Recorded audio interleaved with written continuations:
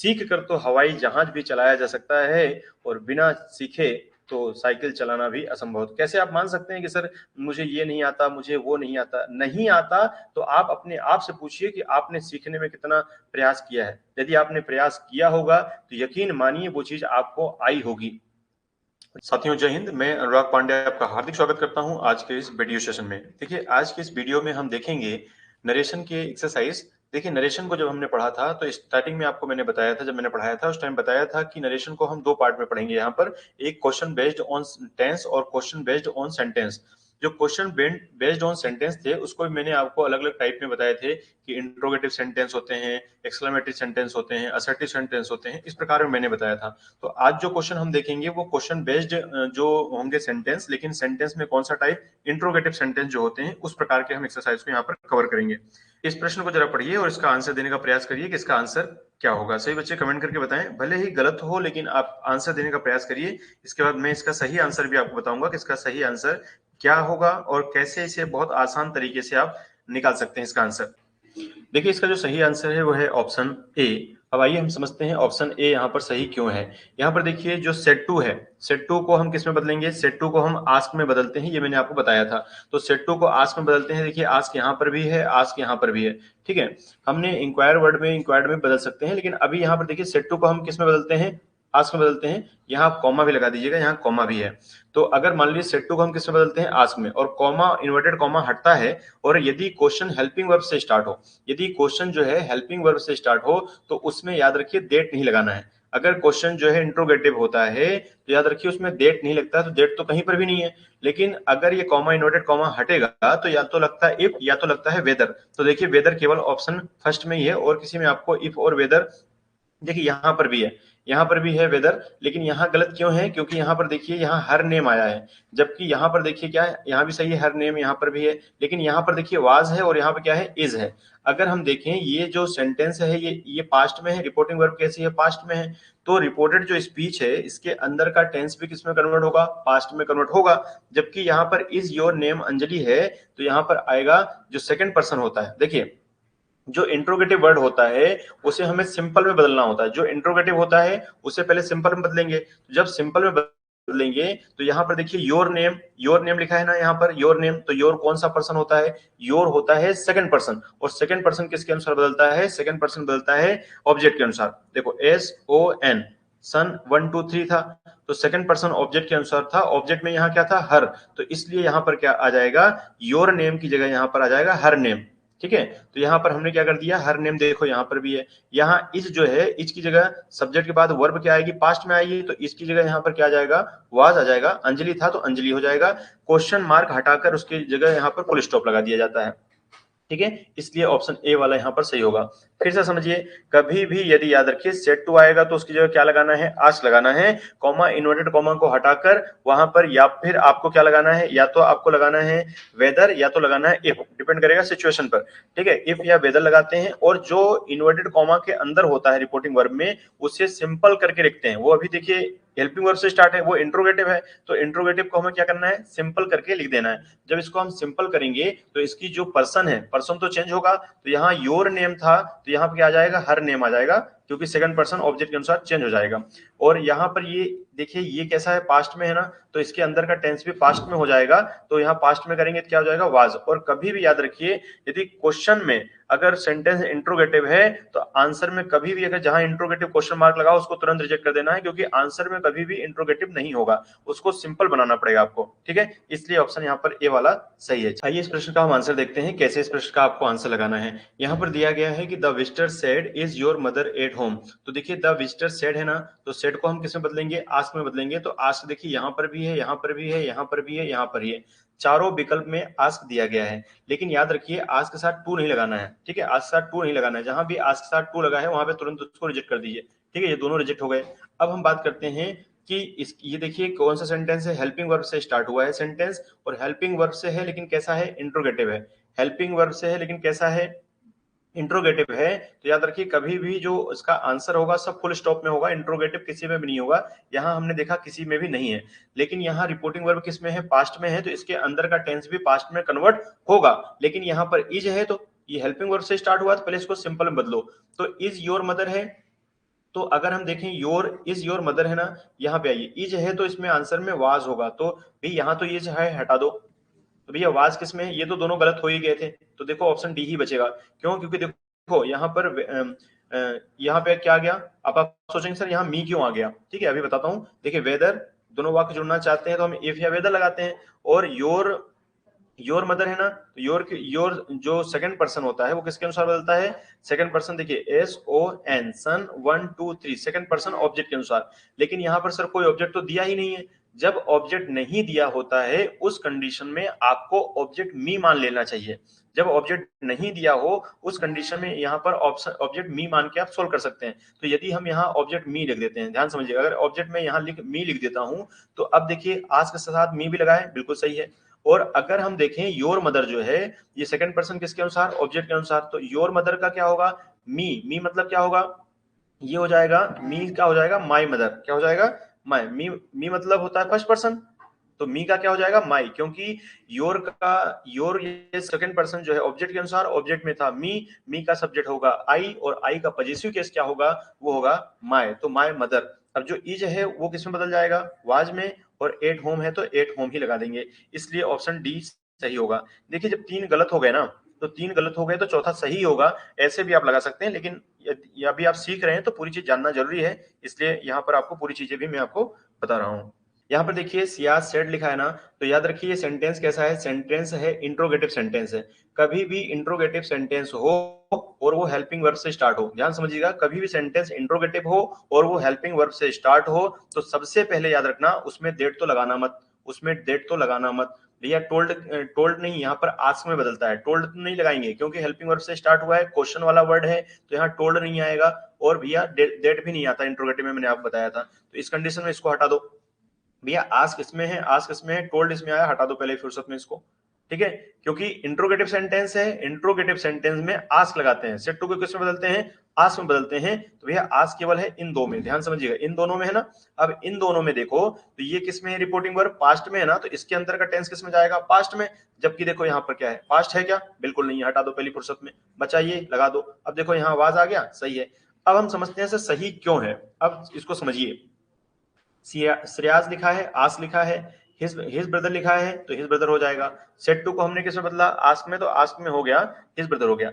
दोनों वाक्य जुड़ना चाहते हैं, कॉमा इन्वर्टेड कॉमा को हटाएंगे, क्या लगाएंगे, इफ या वेदर लगाते हैं ना, हमने इफ लगा दिया, वो ऑप्शन पर डिपेंड करेगा क्या है, इफ लगा दिया। इसके बाद जो इन्वर्टेड कॉमा के अंदर है, अगर वो इंट्रोगेटिव में है तो उसको सिंपल में बदलो, तो सिंपल में जब हम बदलेंगे तो यानी सिंपल का मतलब है कि हेल्पिंग वर्ब पहले आई है तो पहले सब्जेक्ट पहले कर देंगे तो सिंपल हो जाएगा। अगर सब्जेक्ट पहले हम करेंगे तो यू है, यू कौन सा पर्सन होता है, second person, S O N 1 2 3, तो सेकंड पर्सन किसके अनुसार बदलता है, सब्जेक्ट के अनुसार, तो सेकंड पर्सन सब्जेक्ट के अनुसार बदलेंगे, तो सब्जेक्ट में यहाँ श्रेयास है, श्रेयास क्या हो जाएगा, ही हो जाएगा। तो अगर देखें सर ही कैसे पता चला, तो देखो ही यहाँ पर भी है, ही यहाँ पर भी है, यहाँ तो देखो यहाँ तो बदला ही नहीं इसलिए गलत हो गया, यहाँ पर भी है, तो यहाँ से हमें हिंट मिल गई कि श्रेयास क्या है, मेल है। अगर फीमेल होता तो सी होता, लेकिन सी ऑप्शन में था नहीं, इससे कंफर्म हो गया कि श्रेयास ही है, यानी मेल का नाम है।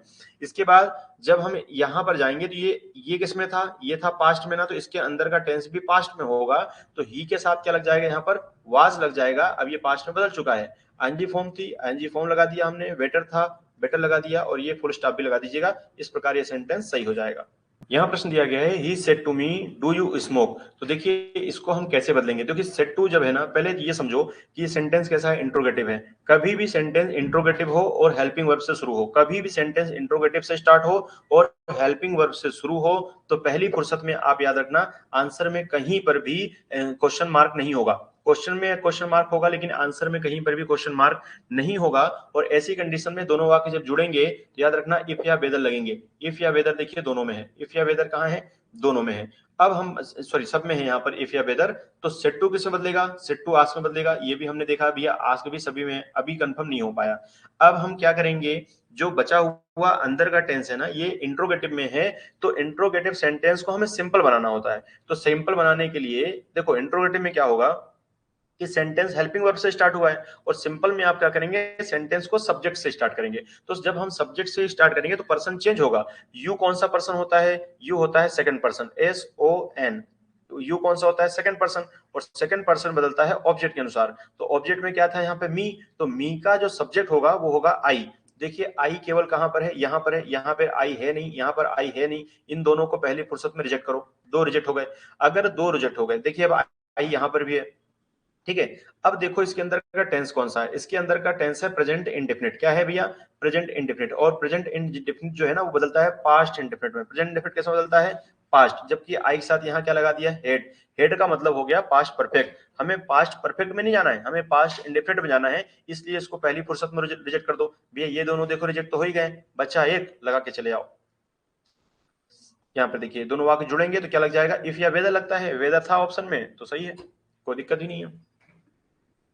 उम्मीद करता हूं जितनी भी बातें मैंने बताई हैं आपको समझ में आई हैं। अगर फिर भी थोड़ा भी आपको रूल्स में दिक्कत हो तो आप रूल्स को जो मैंने पढ़ाया है एक बार रूल्स को रिवीजन करिए, इसके बाद फिर एक्सरसाइज पे वापस आइए। रूल्स को रिवीजन करिए, एक्सरसाइज पे वापस आइए, फिर समझिए। जहां भी दिक्कत हो एक्सरसाइज लगाइए, दिक्कत हो रूल्स पे जाइए, फिर पढ़ के आइए, फिर एक्सरसाइज लगाइए, फिर दिक्कत हो फिर रूल्स पे जाइए, फिर एक्सरसाइज लगाइए, फिर भी दिक्कत हो फिर रूल्स पे जाइए, फिर एक्सरसाइज लगाइए। ये आपको तब तक करना है जब तक कि आपके पूरे डाउट क्लियर ना हो जाए। यहाँ पर लिखा गया है कि the policeman said to the driver. अब देखिए कभी भी अगर सेड टू आ जाए और सेंटेंस कैसा हो, इंट्रोगेटिव हो, सेंटेंस कैसा हो, इंट्रोगेटिव है, तो सेंटेंस यहाँ इंट्रोगेटिव है तो इसलिए आस्क लग जाएगा, आस्क यहाँ पर लग गया। लेकिन कभी भी आस्क लगा है तो याद रखिए सेंटेंस इंट्रोगेटिव है, तो गलती से भी डेट मत लगाइएगा।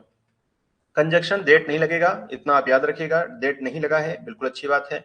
बाकी यहाँ तक सेम है, दोनों वाक्य जुड़ेंगे तो याद रखिए वेदर लगता है या इफ लगता है, ये मैंने बताया था, कोई बात नहीं। यहाँ वेदर लिखा हुआ है तो यहाँ से हमें कोई दिक्कत नहीं।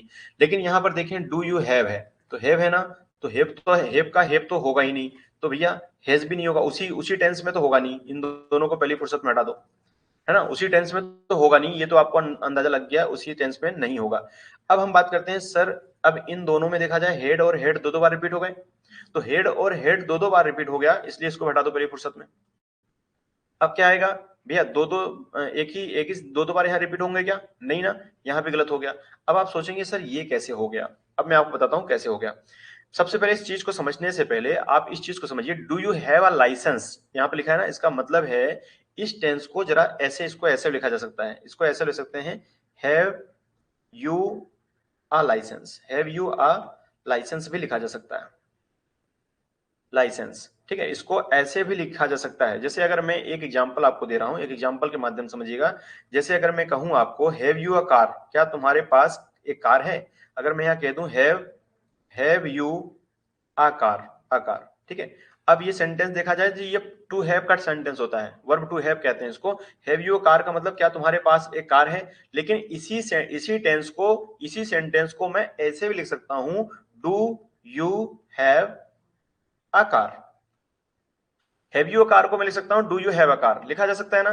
तो यहां पर इसका मतलब ये था कि हैव यू अ लाइसेंस, क्या तुम्हारे पास एक लाइसेंस है, इसी चीज को मैंने कहा do you have a licence, ठीक है। यहां पर जैसे अगर मैं कहूं have you a pen, have you a pen, क्या तुम्हारे पास एक पेन है, इसी चीज को मैं अगर डू की सहायता से बनाऊंगा तो ऐसे बनेगा ये, do you have a pen, do you have a pen.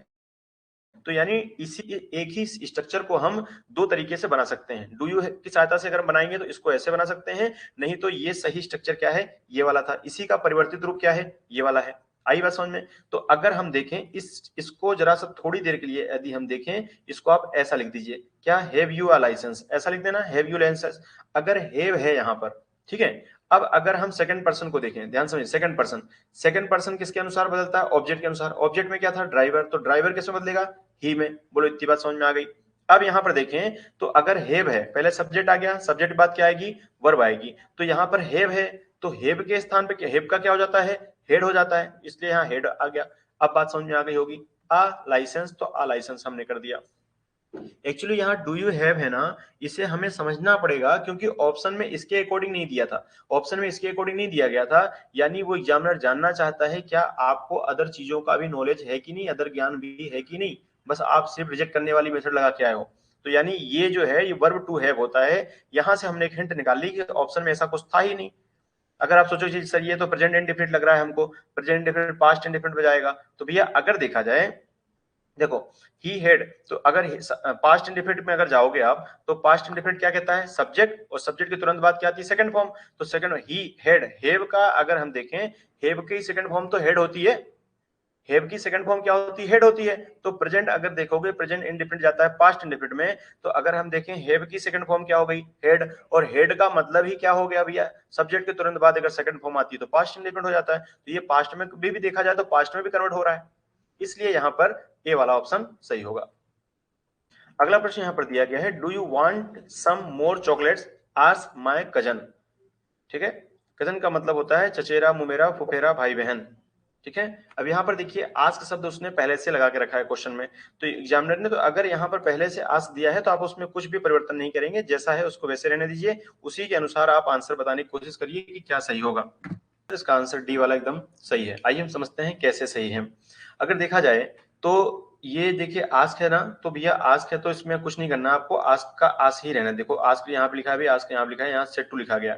लेकिन अगर हम देखिए सेट टू, अगर सेट टू को सेट टू तो रखेंगे नहीं, हमने बताया ना जब कॉमा इन्वर्टेड कॉमा हटता है तो क्या लगेगा यहाँ पर, फिर यहाँ पर वो सेट टू हट के वहां पे क्या लगता है, आस्क लगता है।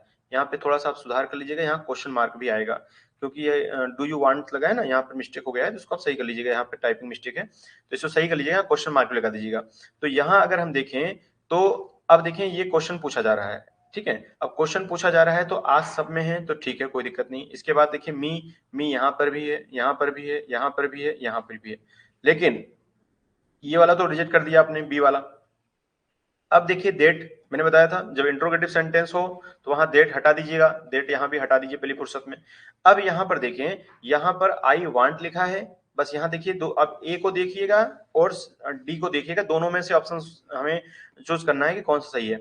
यहाँ पर आई वांट लिखा है और यहाँ देखिए आई वांटेड लिखा है, ठीक है। अब सर हम आपने तो बताया था सर इफ या वेदर में से कुछ भी आ सकता है, दोनों में से कुछ भी लगा सकते हैं। तो देखिए इफ तो यहाँ पर है, यहाँ वेदर है, अब दोनों में सर हम कौन सा सही लें, तो देखिए यहाँ वांट लिखा है, यहाँ वांटेड लिखा है। बाकी देखिए सम मोर चॉकलेट्स दोनों में है, यहाँ थोड़ा स्पेस कर लीजिएगा, ठीक है, ये थोड़ा टाइपिंग मिस्टेक है तो यहाँ स्पेस कर लीजिएगा, स्पेस है ये।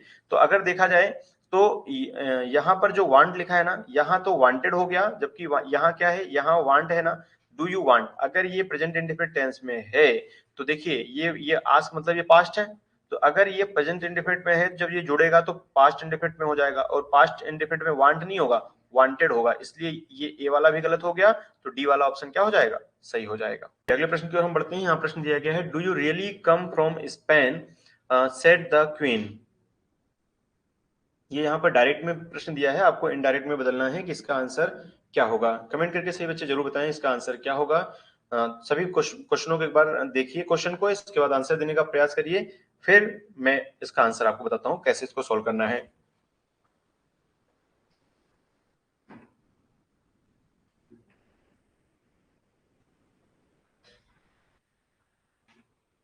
Do you really come from Spain यहाँ दिया गया है, सेट द क्वीन, इसका आंसर जो है, आंसर यहाँ पर सी वाला सही है, बिल्कुल सही कुछ बच्चों ने जवाब दिया है, याद रखिए इसका आंसर क्या होगा, सी वाला सही है। आइए हम देखते हैं कैसे सही है।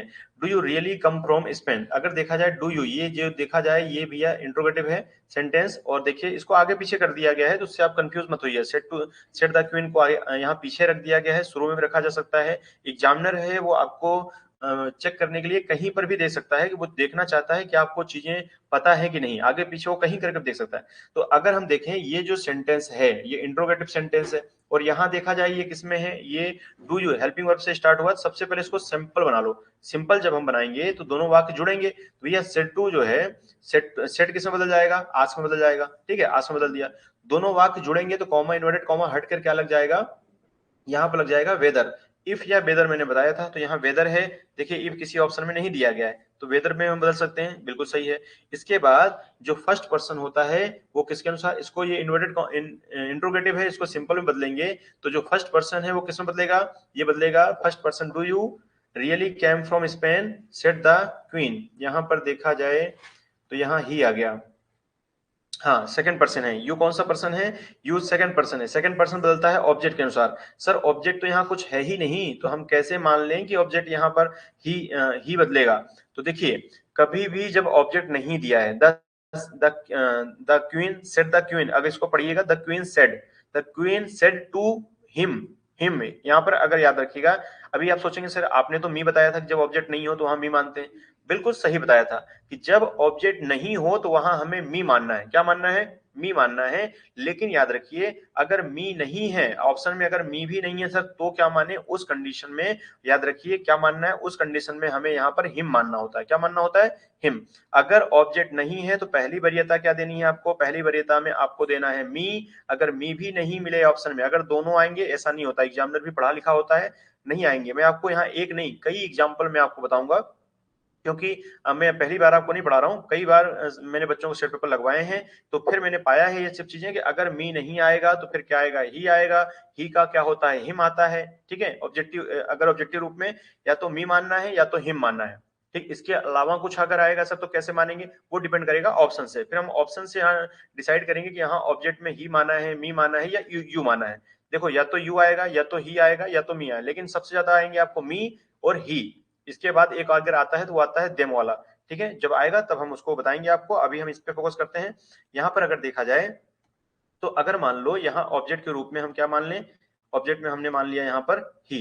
यू किसके अनुसार बदलता है? सेकंड पर्सन ऑब्जेक्ट के अनुसार। जब यहाँ ऑब्जेक्ट नहीं दिया है तो हमें कुछ ना कुछ तो सब्जेक्ट मानना पड़ेगा ना। सर कैसे हम कंफर्म करें कि ही आएगा? देखो ऑप्शन में यहाँ पे ही तो यहाँ भी है, ही यहाँ पर भी है, ही यहाँ पर भी है। ठीक है, इसमें कोई ऑब्जेक्ट दिया ही नहीं है, कोई ना कोई ऑब्जेक्ट तो आएगा। जब ऑब्जेक्ट आएगा, अगर उन्होंने आई ऑब्जेक्ट लिया होता तो हम समझ लेते कि ऑब्जेक्ट के रूप में मी था, लेकिन ऑप्शन में देखो आई कहीं नहीं दिया है। जब ही दिया है तो आई नहीं दिया है, इसका मतलब है ऑब्जेक्ट के रूप में उन्होंने क्या माना है? ऑब्जेक्ट के रूप में उन्होंने माना है हिम। क्या माना है? Him. The queen said to him. सेट सेट के बाद क्या आ जाएगा? यहाँ पर सेड टू हिम आ जाएगा, तो यहाँ पर इसको आस्क में बदल दिया, ये बदल गया ही। ऑब्जेक्ट कैसे बदलेगा? ही। और यहाँ पर देखिए ही के बाद क्या है? रियली। रियली हो गया। अगर कम जो है, कम है प्रेजेंट इंडेफिनिट में फर्स्ट फॉर्म लगती है, वो पास्ट इंडेफिनिट में सेकंड फॉर्म लगती है, तो हमने सेकंड फॉर्म लगा दिया, कम का केम कर दिया, फ्रॉम स्पेन कर दिया। ठीक है, अब यहाँ देखिए फ्रॉम, यहाँ तो डायरेक्ट ही पता चल रहा है सेंटेंस अधूरा अधूरा सा लग रहा है, तो इसको हटा दो। यहाँ पर देखिए the queen inquired about his country, यहाँ पर देखिए साफ साफ दिख रहा है, ये तो बिल्कुल अलग सा दिख रहा है, इसको हटाई दो। The queen asked did he, अब यहाँ पर देखिए did he really came, did के साथ कभी भी सेकंड फॉर्म नहीं लगती, डिड के साथ कभी भी सेकंड फॉर्म नहीं लगती, इसको हटा दो। तो भी अगर फिर भी कंफ्यूजन रहे ना, तो तीन बाकी में जो ऑप्शन दिए गए उनमें थोड़ा सा मैच करो भाई, इसमें क्या क्या गलतियां हैं, वो गलतियां आपको साफ साफ नजर आ जाएंगी। भाई डिड के साथ सेकंड फॉर्म नहीं आती, पहला गलत हो गया, दूसरा गलत हो गया और चौथा गलत हो गया। तो भाई जब तीन गलत हो गया तो उस कंडीशन में क्या है? तीसरे में आपको 100% श्योरिटी हो गई कि तीसरा ही सही होगा। ठीक है, चलिए आगे हम बढ़ते हैं अगले प्रश्न की ओर। अगला प्रश्न यहाँ दिया गया है, do you know the way home ask I. यहाँ आपको बताना है कि इसका सही आंसर क्या होगा। I ask him if I knew the way home, ये पहला ऑप्शन दिया गया, इसी तरह बाकी ऑप्शन भी दिए गए हैं, तो आपको बताना है यहाँ पर क्या होगा आंसर।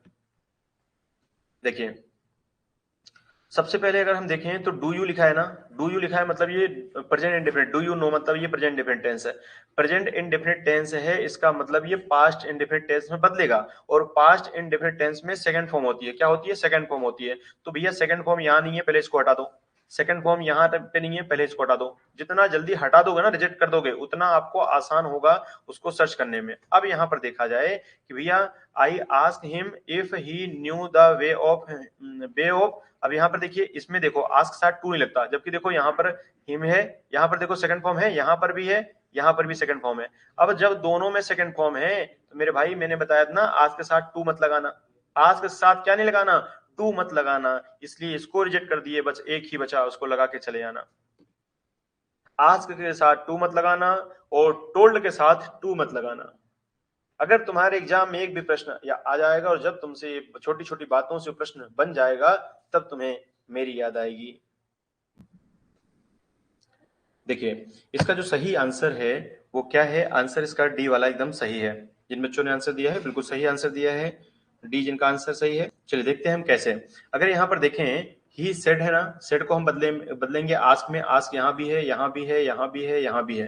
ठीक है, अगर हम बात करें यहाँ पर देखिए, यहाँ पर देखिए देम है, देम है, देम है, यहाँ पर भी देम है। तो यहाँ पर मैंने आपको बताया था ना कि दे में भी बदल सकता है, है ना। तो यहाँ पर देखा जाए ऑब्जेक्ट यहाँ पर क्या होगा, यहाँ ऑब्जेक्ट देखो यहाँ पर नहीं दिया गया, यहाँ ऑब्जेक्ट दिया गया क्या, ही सेड टू देम, ऐसा दिया ही नहीं है।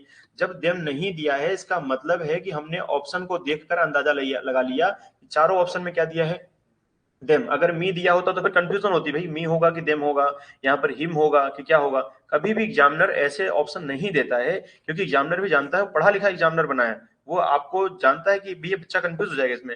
यानी ऑब्जेक्ट अगर दिया है, देखो सब में क्या दिया है, एक जैसा ही दिया है। तो इससे ये बात क्लियर हो गई कि यहाँ ऑब्जेक्ट देम था, जो कि क्वेश्चन में उसने मेंशन नहीं दिया है, किया है उसने ऑप्शन से उसको मेंशन किया है हिंट के रूप में, ठीक है। तो he said will you listen to such a man, will you listen to such man. देखो दोनों वाक्य जुड़ेंगे, पहले देखो क्वेश्चन कौन सा है, इंट्रोगेटिव वाला है, और यहाँ हेल्पिंग वर्ब से स्टार्ट हुआ है। अगर हेल्पिंग वर्ब से स्टार्ट होगा क्वेश्चन, अगर तो याद रखिए वो केस में होगा कॉमा इन्वर्टेड कॉमा हटेंगे और वहां क्या लगेगा, इफ या वेदर लगेगा। अब हम दोनों वाक्य जोड़ेंगे तो विल का क्या होगा, देखिए यहाँ सेड है ना, तो विल का यहाँ वुड होगा, विल का क्या होगा, वुड। यहाँ वुड था नहीं, हटा दो। यहाँ वुड वुड है, यहाँ पर है वुड, ठीक है। लेकिन यहाँ वुड है क्या, यहाँ भी है। यहाँ वुड है क्या, हाँ यहाँ पर भी है। अब देखो तीन ही जगह हमें वुड मिल गए, लेकिन हम जानते हैं कुछ चीजें और। अगर हम देखें यहाँ पर आज के साथ टू नहीं लगता, भैया पहली फुर्सत में हटा दो। भैया ये बिल वाला तो गलत हो गया ना, बिल नहीं होगा, पहली फुर्सत में इसको हटा दो। अगर दो गलत हो गए, अब हम देखते हैं सर अगर दो गलत हो गए तो फिर सही दोनों में से कौन सा है। अगर देखा जाए ही सेड, ही आस्क यहाँ पर यहाँ पे है, लेकिन दोनों वाक्य जब जुड़ेंगे मेरे भाई, दोनों वाक्य जब जुड़ेंगे मेरे भाई, दोनों वाक्य जब जुड़ेंगे मेरे भाई, तो मैंने आपको बताया था कि इफ या बेदर लगेगा, इफ या बेदर लगेगा। अगर सेंटेंस कैसा है, इंट्रोगेटिव है, हेल्पिंग वर्ब से स्टार्ट हुआ है, तो यहाँ पर ना इफ लगाया ना वेदर लगाया। जब इफ नहीं लगाया ना ही वेदर लगाया, तो तुम कैसे इसको आंसर लगाओगे, तुरंत इसको रिजेक्ट कर देना, ठीक है। ऑप्शन डी वाला यहाँ पर क्या हो जाएगा, सही हो जाएगा। आगे चेक करने की जरूरत ही नहीं है, जब तीन ऑप्शन गलत हैं तो चौथा सही ही होगा। अगला प्रश्न यहाँ पर देखते हैं, सीता सेड, इन्वर्टेड कॉमा में लिखा गया है will he listen to such a man. यहाँ पर क्वेश्चन देखिए, पिछले क्वेश्चन में यदि हम देखें ही सेड था, यहाँ पर लिखा है सीता सेड। देखिए यहाँ पर लिखा था ही सेड, यहाँ पर लिखा हुआ है सीता सेड। बताइए इस प्रश्न का आंसर क्या होगा। जो प्रश्न दिया गया है, सीता सेड कॉमा और इन्वर्टेड कॉमा में लिखा गया है will he listen to such a man. अब इस सेंटेंस का अगर हमें आंसर बनाना हो तो हम कैसे बनाएंगे, सीता सेड लिखा है तो सीता सेड ही रहेगा। सेड को हम कैसे बदलेंगे, आस्क में बदलेंगे। क्यों बदलेंगे, क्योंकि ये क्वेश्चन जो है ये हेल्पिंग वर्ब से स्टार्ट है और क्वेश्चन मार्क लगा हुआ है अंत में। तो सेड को हम किस में बदल देंगे, आस्क में। इन तीनों को पहले क्या कर दो, रिजेक्ट कर दो एक फुर्सत में। दोनों देखो ये सेट का सेट ही नहीं होगा, यहाँ आस्क नहीं होगा, यहाँ पर सेट का सेट ही रखा गया है, तो हम किस में बदलेंगे, आस्क में बदलेंगे। और आस्क केवल कहाँ पर है, डी में है। इससे आपको अंदाजा लग गया कि डी वाला एक नजर में ही आप देखें तो आंसर सिलेक्ट हो जाएगा। दूसरी चीज समझिए, दोनों वाक्य यहाँ पे जुड़ेंगे तो इफ या वेदर लगता है, वेदर भी लगा हुआ है। और अगर हम बिल को बदलेंगे, किस में बदलेंगे, वुड में बदलेंगे, लेकिन सब्जेक्ट को आगे रखेंगे हम, तो he would listen to such a man. अब ये सेंटेंस सही होगा, यहाँ पे फुल स्टॉप भी लगा लीजिएगा, फुल स्टॉप लगभग सभी में लगा लीजिएगा। Ravi said to Rina will you accompany me. बताइए इस प्रश्न का आंसर क्या होगा। चलिए देखा जाए, अगर यहाँ पर देखा जाए कि सेट टू जो है ना, सेट टू किस में बदलता है, आस्क में बदलता है। आस्क के साथ कभी टू नहीं लगता, इसको पहली फुर्सत में हटा दो। पहले जो रिजेक्ट हो सकते हैं उनको तुरंत हटा दो। अभी मैंने बताया था कि भैया जो रिजेक्ट हो सकते हैं उनको तुरंत क्या कर दो, हटा दो। इसका सही आंसर, बिल्कुल सही बच्चों ने जवाब दिया है, इसका जो सही आंसर है वो आंसर बी वाला सही है। आइए देखते हैं कैसे। अगर हम देखें भैया, Ravi said to Rina will you accompany me, अगर विल है तो भैया विल किस में बदलेगा, वुड में, क्योंकि यहाँ पर क्या लगा है, सेड। तो भैया यहाँ तो विल का विल ही है, भैया विल का विल ही कभी नहीं होगा, वुड होगा। वुड यहाँ पर है, वुड यहाँ पर है। अब दोनों चीजों हम समझते हैं सर, दोनों में कौन सा होगा। तो दोनों वाक्य जुड़ना चाहते हैं तो इफ या वेदर लगता है। देखो इफ यहाँ भी लगा है सर, वेदर यहाँ भी लगा है, लेकिन यहाँ सेट का सेट ही रख दिया इन्होंने। जबकि मैंने बताया था सेट टू किस में बदलेगा, आस्क में बदलेगा, यदि क्वेश्चन इंट्रोगेटिव में है, जब वो इन्वर्टेड कॉमा के अंदर है और इंट्रोगेटिव है। तो यहाँ सेट का सेट ही नहीं होगा, ये भी गलत हो गया। अगर तीन गलत हो गए तो मेरे भाई फिर क्या होगा, बी वाला सही ही होगा। बहुत आसान होते हैं ये प्रश्न, बस एक बार आपको प्रयास करने की जरूरत है, एक बार चीजों को समझने की जरूरत है। चीजें कठिन नहीं है, बस भैया आसान कोई चीज नहीं होती है, उसे आसान बनाने के लिए आपको समझना पड़ता है। समझेंगे तो आसान है, नहीं तो आप याद करिए शुरू शुरू में साइकिल चलाना भी कठिन था। वो दिन याद करिए जब साइकिल चलाना भी कठिन था, शुरू में आप कई बार गिरे थे, कई बार आपके घुटने में चोट लगी थी, तब जाके आप साइकिल चलाना सीखे। आज अगर आपसे कोई साइकिल चलाने के लिए कह दे, तो घुटने का छोड़िए, आप दोनों हाथों को छोड़कर चलाते हैं साइकिल। जब आप साइकिल चलाना सीख जाते हैं, जिसको आप हैंडल पकड़ने के बाद आपका छोटा भाई, बड़ा भाई, कोई भी जो आपके पीछे से धक्का देता था और फिर धक्का देता था, तो आपकी साइकिल लहरा जाती थी और घबरा जाते थे आप कि भाई क्या होगा, पता नहीं गिर ना जाए, और उसको डांट देते थे आप कि भाई गिर जाएंगे, लग जाएगा। क्या समझे आप कि सीख कर तो हवाई जहाज भी उड़ाया जा सकता है और बिना सीखे तो साइकिल भी चलाना असंभव है। अगर आपको कोई चीज नहीं आती, इसमें दिक्कत नहीं है, लेकिन अगर आप सीखना नहीं चाहते तो इसमें दिक्कत है। ऊपर से कोई व्यक्ति सीख कर नहीं आता है। उस जितने भी हैं, चाहे वो महान साइंटिस्ट हुए हों, चाहे वो प्रधानमंत्री हुए हों, राष्ट्रपति हुए हों, वो बचपन से सब सीख के नहीं आए सर। जो भी प्रतिभा उनके अंदर डेवलप हुई है, वो कहीं न कहीं उन्होंने यहीं पर आकर विकसित की है। तो बस लाइन याद रखिएगा, अपनी कॉपी में, फेयर कॉपी में नोट कर लीजिएगा इस बात को कि सीख कर तो हवाई जहाज भी चलाया जा सकता है और बिना सीखे तो साइकिल चलाना भी असंभव। कैसे आप मान सकते हैं कि सर मुझे ये नहीं आता, मुझे वो नहीं आता? नहीं आता तो आप अपने आप से पूछिए कि आपने सीखने में कितना प्रयास किया है। यदि आपने प्रयास किया होगा तो यकीन मानिए वो चीज आपको आई होगी। यदि आपने प्रयास किया ही नहीं होगा तो आप 10 लोगों से कहते रहिए कि मुझे नहीं आता, मुझे नहीं आता, तो नहीं आता तो फिर नहीं आएगा भी नहीं।